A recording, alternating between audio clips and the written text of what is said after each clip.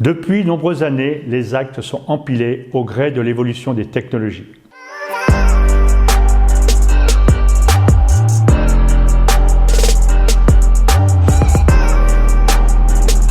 Des actes obsolètes figurent dans le catalogue des actes, d'autres ne correspondent plus à la réalité, obligeant les médecins de coder par assimilation. Le plus ennuyeux, certaines spécialités sont pénalisées si on prend en compte la difficulté et la technicité qui est exigée. Les médecins ont bien souvent du mal à se retrouver devant la complexité de la nomenclature. Cette nomenclature obsolète a des conséquences sur la pratique médicale et la qualité des soins. Certains actes mal valorisés incitent des praticiens à multiplier des interventions non justifiées, ne respectant pas les bonnes pratiques. Une étude menée en France a montré une grande hétérogénéité des pratiques d'un département à l'autre, d'un établissement à l'autre. Certains actes comme l'appendicectomie, par exemple, peuvent aller du simple au triple. Certaines interventions non justifiées médicalement contribuent à renforcer la notion de défaut de pertinence des soins. Certes, la nomenclature n'est pas la seule raison d'un défaut de qualité des soins prodigués aux patients, mais elle y contribue grandement.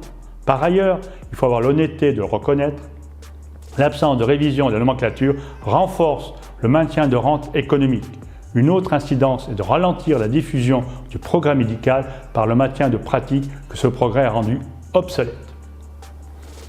Les pouvoirs publics ont pris conscience de la nécessité de revoir la nomenclature en créant le Haut Conseil des nomenclatures qui est chargé de procéder à la description ainsi qu'à la hiérarchisation des actes et des prestations.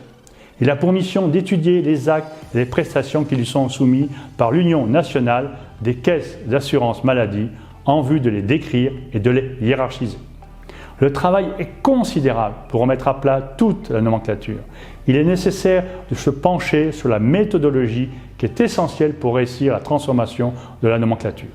Elle devrait reposer sur une démarche d'évaluation scientifique fondée sur des éléments factuels.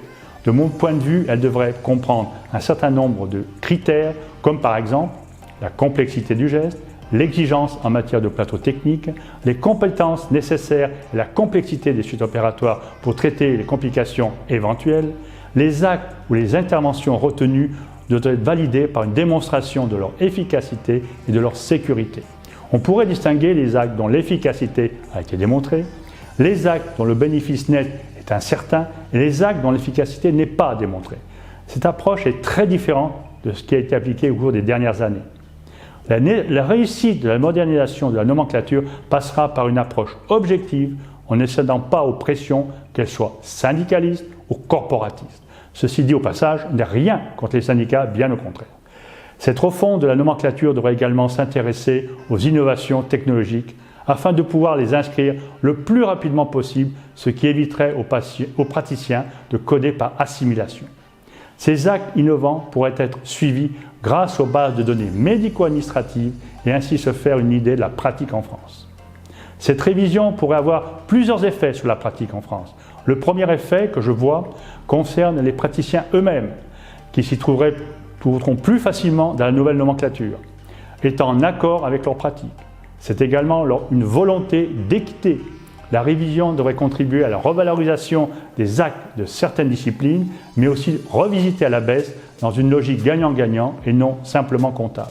Enfin, sur un plan plus général et peut-être ambitieux, la révision devrait participer à l'amélioration de la qualité des soins ainsi qu'à leur pertinence, comme accélérer la diffusion du progrès médical. À terme, le malade doit être gagnant.